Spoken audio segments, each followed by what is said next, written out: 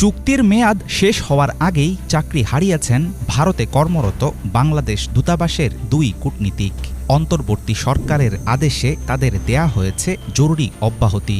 সাবেক প্রধানমন্ত্রী শেখ হাসিনার কূটনৈতিক পাসপোর্ট প্রত্যাহার করার পরপরই ঘটল এমন ঘটনা।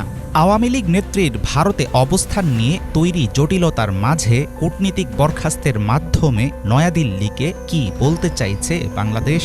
ঢাকা চাইলেই হাসিনাকে ফেরত দিতে বাধ্য নয় ভারত, এমন গুঞ্জনের জবাবেই কি নেয়া হলো এই পদক্ষেপ?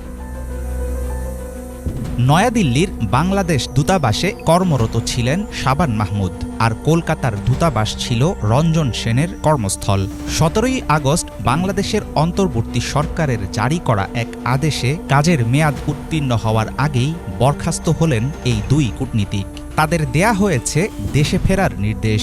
ভারত বাংলাদেশের সম্পর্কের বর্তমান অনিশ্চয়তার মাঝে কেন এমন সিদ্ধান্ত, সেই বিষয়টি এখনও পরিষ্কার না। গত 15 বছর ধরে শেখ হাসিনাকে একচেটিয়াভাবে সমর্থন দিয়ে গেছে ভারত। জনপ্রিয়তা হারানো স্বৈরাচারী একজন নেতার প্রতি কট্টর মিত্রতার কারণে একদিকে বিব্রতকর অবস্থায় পড়েছে মোদী সরকার, অন্যদিকে বাংলাদেশের জনগণের মাঝে তীব্রভাবে বৃদ্ধি পেয়েছে ভারতবিরোধী মনোভাব। ভারতের বিপরীতে চীনের প্রভাব বিস্তারের প্রতিযোগিতা বাংলাদেশকে পরিণত করেছে আঞ্চলিক যুদ্ধের ময়দানে। হাসিনার পক্ষ নিতে গিয়ে এই ক্ষেত্রে দিল্লি হারাচ্ছে প্রতিবেশী হওয়ার বাড়তি সুবিধা। ঢাকা চাইলেই শেখ হাসিনাকে দেশে ফেরত পাঠাবে মোদী সরকার, এমন ভাবনাকে নাকচ করে দিয়েছেন দিল্লির পররাষ্ট্র বিষয়ক অনেক বিশ্লেষক।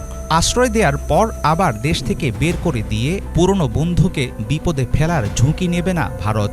সাম্প্রতিক জটিলতা নিয়ে এভাবেই দিল্লির অবস্থান ব্যাখ্যা করেছেন ভারতের সাবেক শীর্ষস্থানীয় কূটনীতিবিদ TCA রাঘবান।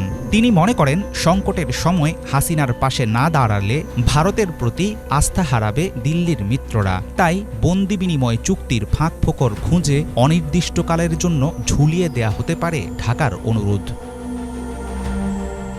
ভারতের উপর হাসিনার ক্রমবর্ধমান নির্ভরশীলতায় হতাশ হয়ে গিয়েছিল আঞ্চলিক পরাশক্তি চীন। মোংলা বন্দরের ব্যবস্থাপনা এবং তিস্তা প্রকল্পের মতো কিছু বড় প্রকল্পে চীনা কোম্পানিকে হটিয়ে কাজ পেয়েছিল ভারতীয় বিভিন্ন প্রতিষ্ঠান। গত জুলাই মাসে চীন সফরে গেলে হাসিনার কাছে নিজেদের অসন্তোষের বিষয়টি স্পষ্ট করেছিল দেশটির সরকার। আওয়ামী লীগ নেত্রীর পতনের পর বেইজিংয়ের জন্য তৈরি হয়েছে ঢাকার সাথে সম্পর্ক উন্নয়নের নতুন সম্ভাবনা। ক্ষমতা ধরে রাখার জন্য বহু নৌকায় পা দিয়েছিলেন শেখ হাসিনা। তৎকালীন সরকারের গণতান্ত্রিক ত্রুটি, দুর্নীতি এবং মানবাধিকার লঙ্ঘনের বিষয়গুলো নিয়ে একরকম চোখ বন্ধ করেছিল পশ্চিমা বিভিন্ন দেশ। অনেকে মনে করেন তাদের নীরবতা হাসিনাকে করে তুলেছিল আরও বেপরোয়া। গদি টেকানো পররাষ্ট্রনীতির কারণে আন্তর্জাতিক অঙ্গনে হোঁচট খেয়েছে বাংলাদেশের অবস্থান। নিরাপদ আশ্রয়ের অনিশ্চয়তা মাথায় নিয়ে সাবেক স্বৈরাচারী প্রধানমন্ত্রী দিচ্ছেন সেই ভুলেরই মাসুল।